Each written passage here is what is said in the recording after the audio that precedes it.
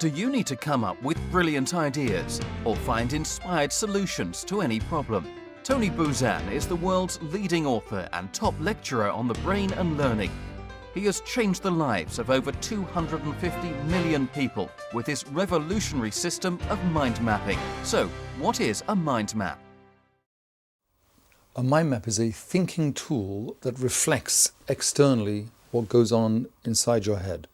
The mind map was like a Swiss army knife for the brain. Anything I wanted to do in terms of thinking, contemplation, cognition, remembering, creating, the mind map was the ideal tool for that. Mind mapping is straightforward and fun. We start in the center of a blank page. We connect branches to the central image and connect second and third level branches to the first and second, and so on. The brain is radiant. It thinks centrally and explodes out in all directions. Branches are curved and tapered rather than straight-lined. They are organic and free-flowing, as opposed to structured and uniformed. The branches on a mind map are the reflection of the way the brain thinks. So when you think of anything, if you think of chair, you have your picture and then you have your associations off that. The brain thinks by imagination and association. The reason why traditional note-taking in lists and lines doesn't work, actually is counterproductive, is because it doesn't have the associations. If you don't have associations, you don't have connection. If you don't have connection, you don't have memory and you don't have thinking. In a mind map, the branches are always curved, curvilinear.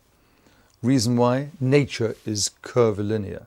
And if all the branches are straight, it is literally rigid, similar, and therefore boring.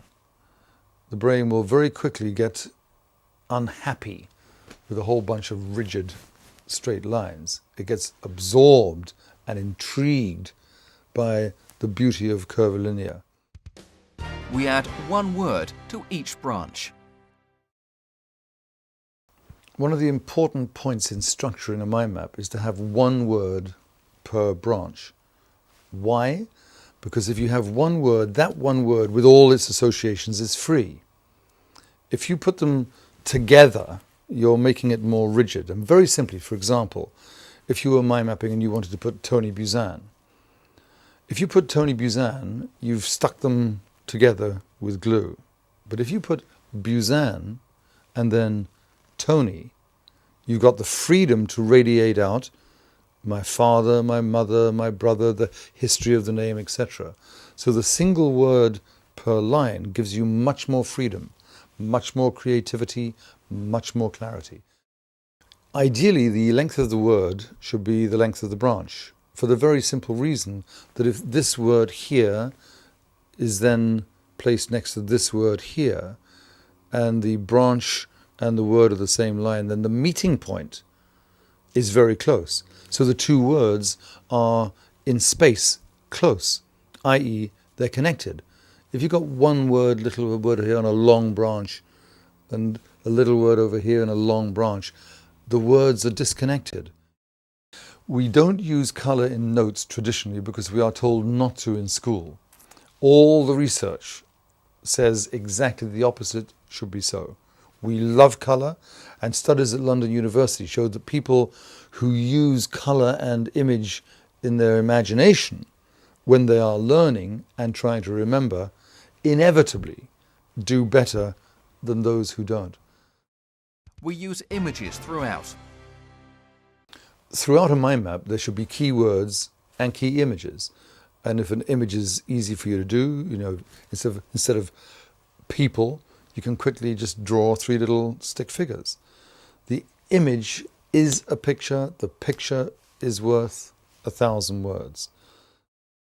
Another important point about the use of images, the use of associations, is that all the great geniuses did that.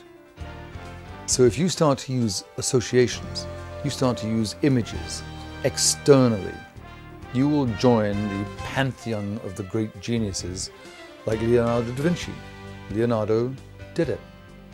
Darwin did it. Beethoven did it. Every genius used image and associations, and the mind map is the process by which you can do that. It's a genius tool.